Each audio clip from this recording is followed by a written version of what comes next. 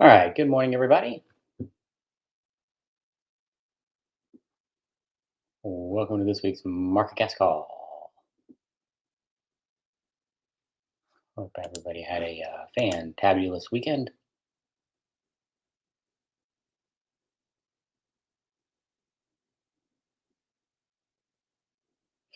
As usual, if you wouldn't mind just checking in, chiming in, let me know everything is working, everything is good.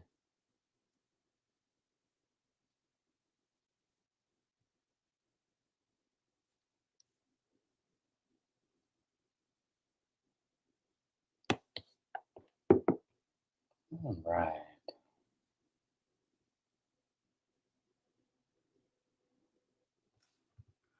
Everybody is good. All right.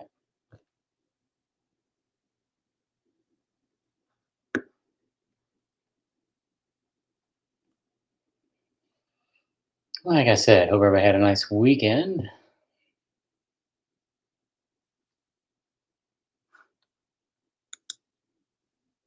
Mostly a family weekend for yours truly here.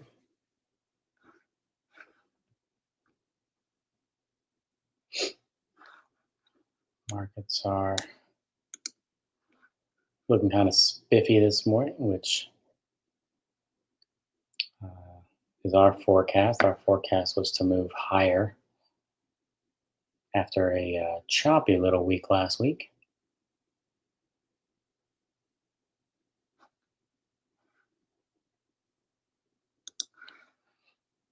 And let's go ahead and get into that.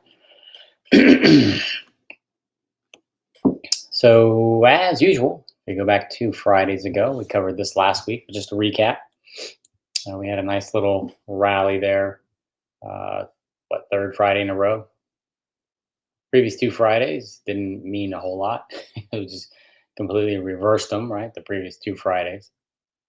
So, certainly it was hard, on the surface to say I'm going to trust this rally, but there were some subtle differences that we uh, pointed out. One of which is, and again, it's a very small thing, but the previous 2 Friday, in this case, reversal, in this case, a rally, right? Neither one of them were able to take out the day before's high, right? So staying below the high. Again, very small. It's not the end and be all. We're certainly not going to put our whole portfolio in on one side of the trade or the other based on that, but it is a little thing that when you look at this Friday, we were not only able to take out the Thursday high, but the Wednesday and the Tuesday as well. So kind of gives you the feel of this, higher move starting more than just a day, right? So kind of had a little bit of a high, a little bit of a low. Here we are taking out that high. Not too shabby. On top of that, right? This was 2 Thursdays ago, to be clear. All right. Well, again, when you look at the, I don't really get knee deep into the VIX, this, that, or the other. I focus kind of and stay in my lane. And one of those is that, you definitely want to be aware if ever the VIX is not confirming an S&P low, right? I wouldn't say it's the end and be all. No different than when the Dow and the S&P aren't confirming each other's highs and lows.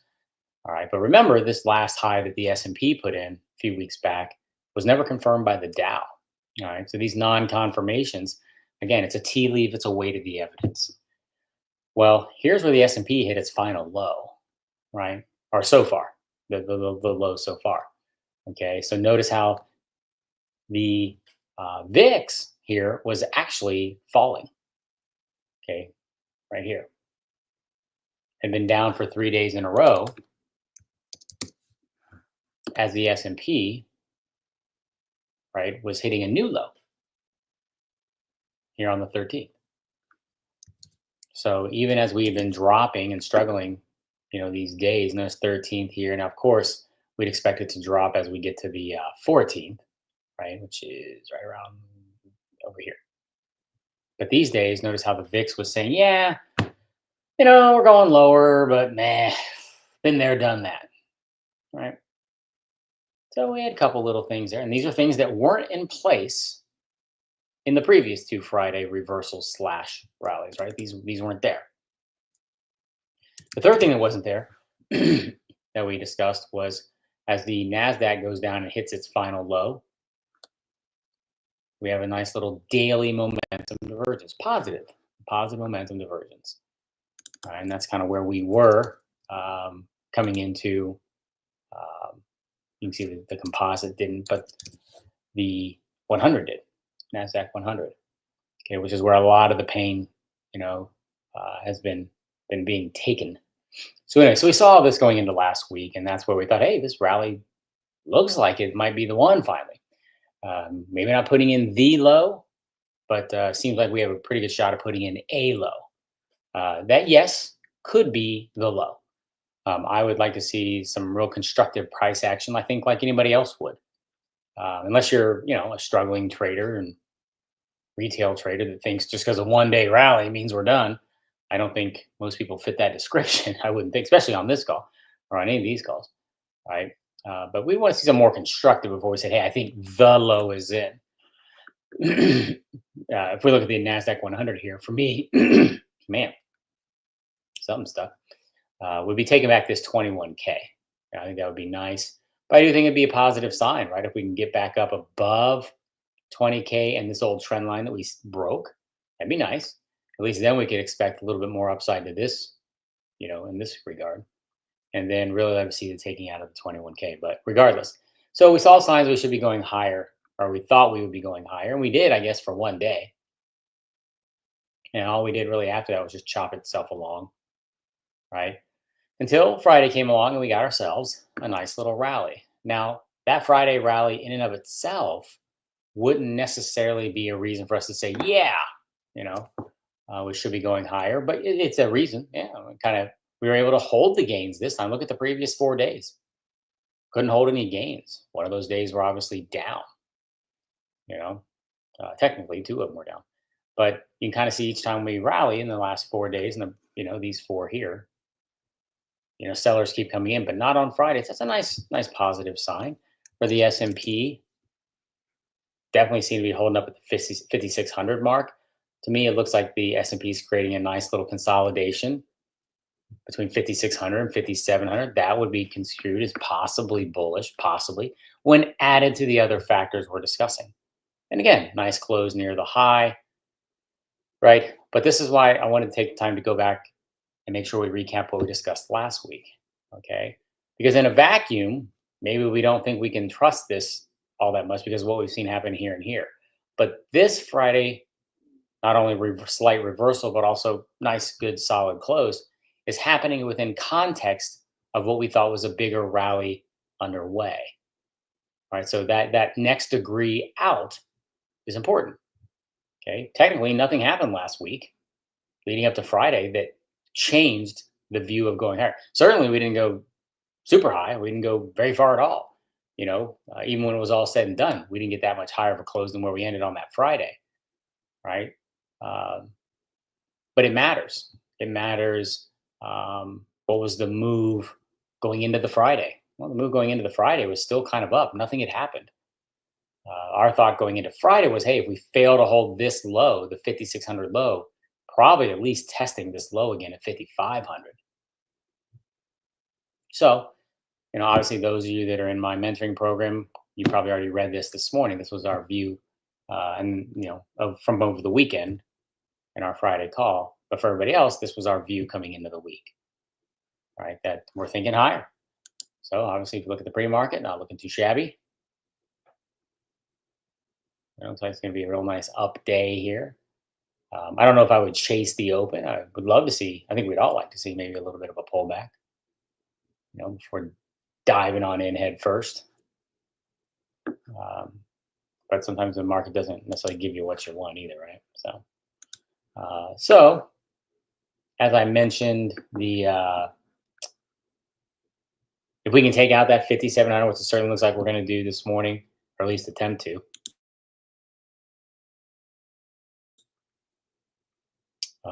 And the 20K on the NASDAQ, that should definitely open the door to, a much higher run here. So, and we're going to go with, we're going to target the 5,800 to 5,900 area on the S&P, 21K on the NASDAQ. But But yeah, any questions on any of the market stuff before we get into stock stuff?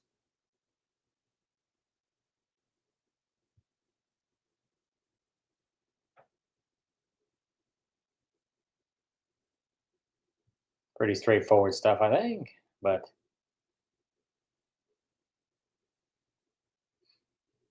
should be good.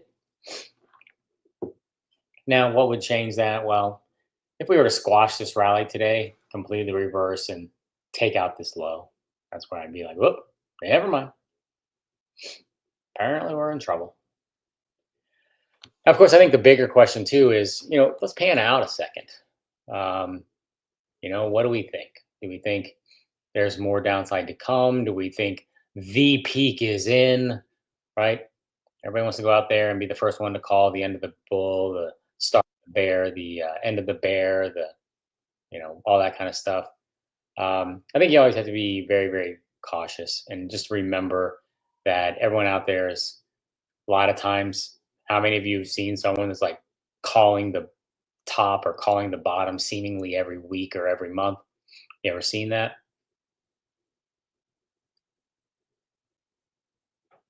A lot of the time, if not most of the time, it's kind of a gimmick, you know, scam, if you will, because at some point they're going to be right, right? If I keep calling the bull market top every month for a year, every time we drop 3 or 4, 5%, call it, call it, call it. Obviously, one of these times they're going to be right, right? And then that call, that tweet, that newsletter is going to be worth thousands, if not millions, to somebody. Look, I called it, right? And so I think we got to be a little cautious when trying to do those things. What we try to do is make the best calls we can and be flexible. Um, we obviously were able to call this little 10 percenter, little mini correction so far on the Nasdaq. You know, closed inside correction territory for a day, I suppose, but basically, staying out of correction territory. And that's all that's kind of where we are now. When I look back and we look at what we've looked at in the previous 5 examples, okay, where we've had a monthly negative momentum divergence on the S&P, all five of those previous occurrences were corrections. In other words, we didn't stop at 10% like this one. So I would think the low is not in yet for that simple reason. I'm just going with what's happened the last 5 times. 2 of those times we got pretty darn close to 20%. 3 of those times we got bear markets past 20%. Now, could this be this sixth time? Could this be the time that we don't really go into correction? And by that I mean, you know, knee deep into it. Yeah, sure, we closed like what, a 0.5% into it, but I mean for real, 15, 17, a full 20, right? Bear market. Could this just be a shallow one and that's it? Sure. But I just want everybody to fully see, why am I not saying I think the low is in? Well, I don't know why too many people would think the low end. Although there has been a few things that I think are, when I see other analysts pointing out sentiment extremes, um, certain things that are consistent with major lows. So, well, wouldn't be surprised. What I will say is this: my view is that until proven otherwise, and I'm going to go with that Nasdaq 2100 or 21K mark. I think that's a big thing for me. Until I see something proving otherwise, I don't think the low is in. But whether it is or not, I don't think we've seen the end of the bull market. Fair enough. I'd have to see probably a break back below I'd have to see it actually happen, I suppose. Because remember, even if we got down to this 4,800, we're only talking about roughly the 20% correction, right? So let's pan out. And I just don't see that happening. I just think, hey, we've had a great run. We haven't had a real, true ass kicker. We've had 3 now basic 10 percenters. Hey, you know what? We're due. After 3 years, or I guess 2.5 years, if we get ourselves a nice 20 percenter, hey, we deserve it. That's kind of my view. But I don't know we would look at that, right? And then let's pan out further. I don't know that we would look at that. And I think it's important for everybody, especially if you're newer. Let's say that scenario unfolded. It's probably going to feel like, oh my gosh, the sky's falling. And every single perma bear on the planet is going to come out and start telling you, hey, the bear market, start looking for S&P 3000, you know? And so you want to be able to kind of put things into context. It's been a pretty nice run, you know? And there's nothing wrong with coming back to the old breakout point. Let's talk about, let's recap or just kind of refresh everybody, right back here. That was our old high before the bear market at 4,800, right there. We came over here and we tested it again and again, and then finally broke out. So coming to 4,800, it's just a hair over 20%, but basically call it 20%. Who knows? Maybe we come back down to this little trend line right here. That wouldn't even be 20%. Or actually, I mean, no, that wouldn't be 20. It'd be close, right? And that would be reasonable. It's been a nice stretch. And we're allowed to do that in bear market, or in bull markets. Just like back here in bear markets, we're allowed to have 15 to 20+% counter trend moves, right? No different than back here. So as of right now, I don't think the low is in, right? Remember our channel here. We've taken this guy out. Last time I took out a pretty good bull market channel, it wasn't pretty. And we had a ton of rallies. Just because we rallied, it never meant the sell-off was over. So again, I don't know why anybody would think just because we rally for a day or two, that means it's over. I mean, there you go. So I think there's a lot of reasons to believe there's more downside to come. The negative momentum divergence, the breakout of this channel. For those of you playing the moving average version at home, we're obviously below those, although I don't know that matters all that much. I don't know why people still think it does. It's kind of, I have no idea. We were below the 200-day here. So, at no time did it mean this bull market that started here was over.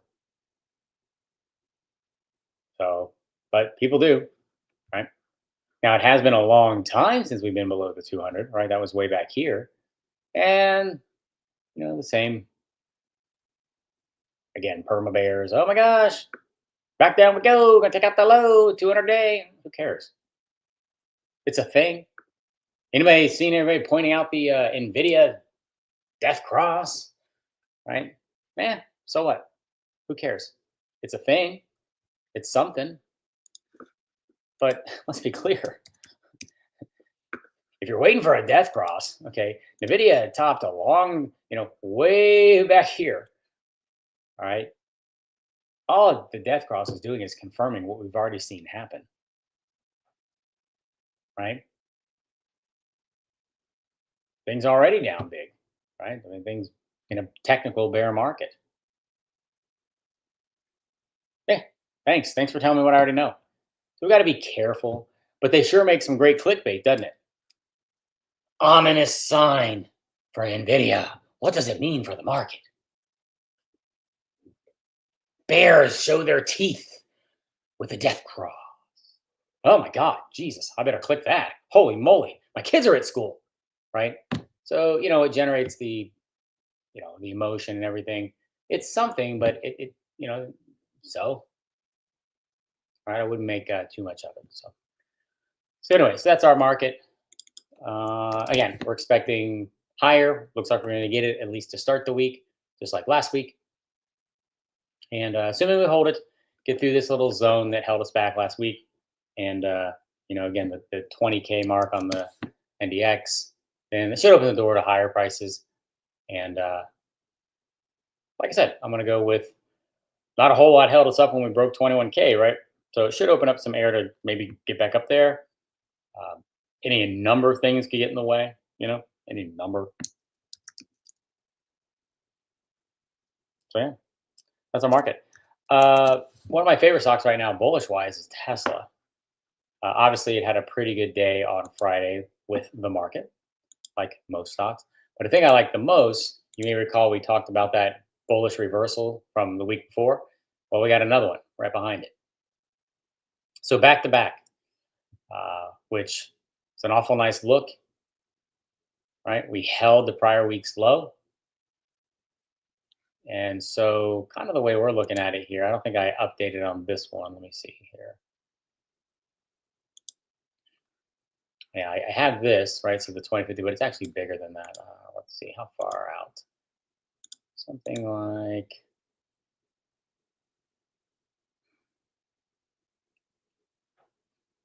there's a pretty good, so much, so much stuff, so much stuff. Let's go ahead and get rid of one of these. Let's go with a lot of stuff in the way, a lot of stuff in the way. Let's get rid of that one. So if I remember correctly, there is a nice little channel here on our buddy Tesla.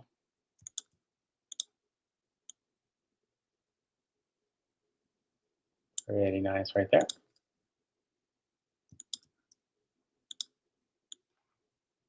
Then, well, at least I thought there was.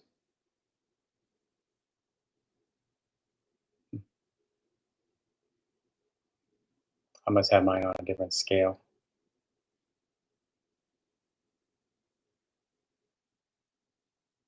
Maybe not. Well, anyway, it wouldn't. It doesn't change anything. I think we have different scales. But anyway, this is the line. Let's go back to where we were. Which, if you saw my pre-market there, we're going to kind of take this out, but putting in a little bit of a maybe a little double bottom-ish, maybe an ascending triangle or whatever. We've been consolidating again that bigger picture. So what would confirm? Well, in the textbook, we'd want to see a higher close above that hammer candle. So that's the textbook. But when you look at this level running right through, again, it's kind of in the middle there, 252, failure to hold 250, something in that zone. We're clearly going to open up above that. So to me, that should seem to put a bottom in place. And not only does that open the door to that big 270 zone, but I would think much, much more, right? Because if you pan out and you look at these, okay, it's hard to see because of all the different stuff going on here, but we put in a similar reversal here, which if we zoomed in was a head and shoulder. You can see my shoulder head. When we zoomed in on intraday, it's the most perfect head and shoulder that you could ask for. We confirmed it when we broke through and then up and away. Okay. So we have two reversal weekly candles, and now we have what looks like maybe a little double bottom, or again, you can call it ascending triangle, whatever. It doesn't. It's not. We don't get too caught up into the adorable little cuteness of it all. So if we're going to confirm these, I don't think we'd expect to just go here, right? I mean, simply confirming this will probably go. We're already at 260 in the pre-market, so one would think we got a good shot to not only get to 300, okay, but I would think the breakdown up here at 3.25. Obviously, the S&P is looking, or the market is looking pretty good. Looks like it wants to go higher. Seasonality, maybe some of you have seen some of that stuff too. Seasonality looks kind of nice, right? So I don't see any reason that Tesla's not getting to 300 at minimum at some point, and then 325. From there, it gets a little trickier. Got that old 360, right? But really like what we're seeing on that weekly there, and you kind of see again up to 60. So having a pretty nice start to the day. And I would think there's more to come unless the market takes them back down, right? Remember, for me, it's always that rising and falling with the overall market. So, so yeah, I like Tesla. I like getting along that guy.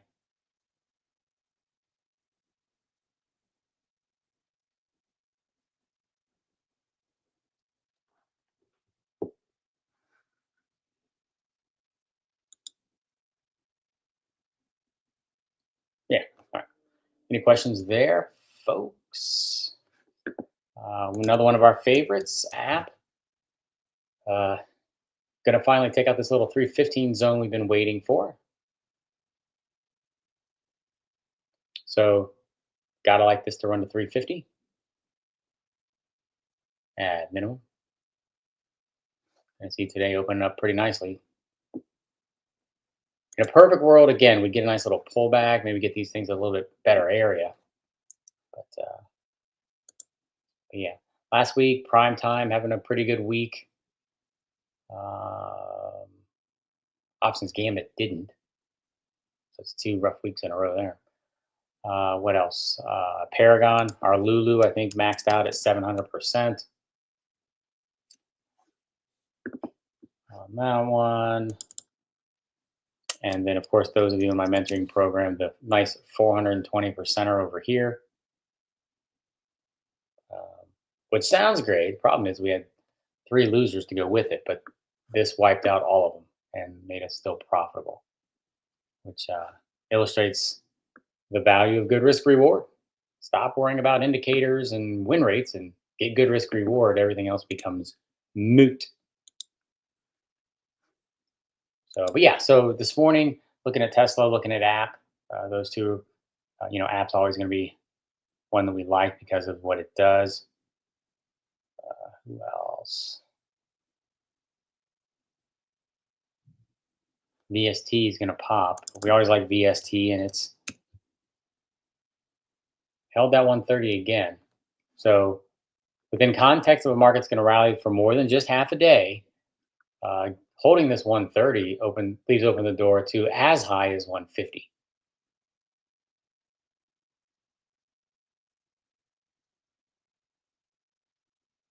So another one of our buddies. We've been having a good time. I think we've had a pretty good stretch with Reddit. Nice little reversal for Reddit as well. Putting in some sort of a low right there, which is not necessarily one we might have expected, but right through there. I guess maybe we could have. I mean, it is the gap low there. So right, call it 105. So, but I don't know, the way this thing was getting smacked around, I might not have expected that to hold up, but market does whatever it wants, right? So we always like Reddit, again, just a big mover. We like the big movers because it makes it a little easier to hedge them if we want to. But this looks good. My first target here would be 140. If, again, who knows, maybe the low is in, then I think you can get as high as the old breakdown point of 160, 157 right here. You can kind of see 157-ish to 60. And let's see, that's going to open up about $4 or $5. Everything's going to open up probably higher. I mean, we are up quite a bit firmly. So let's throw Reddit in here. We'll keep an eye on that. All of you that are on my calls, I kind of made it known last week. Well, I guess it only matters to prime time, but I'll be kind of off the grid except for my morning calls this week. So still alerts and all that kind of stuff, the usual. But all right, but anyway, so that's our market breakdown, and those are some of my favorite things. And hope everybody has a great trading week. I'll let you go, get there before the market opens here, and see everybody on my calls this week. Talk to you later.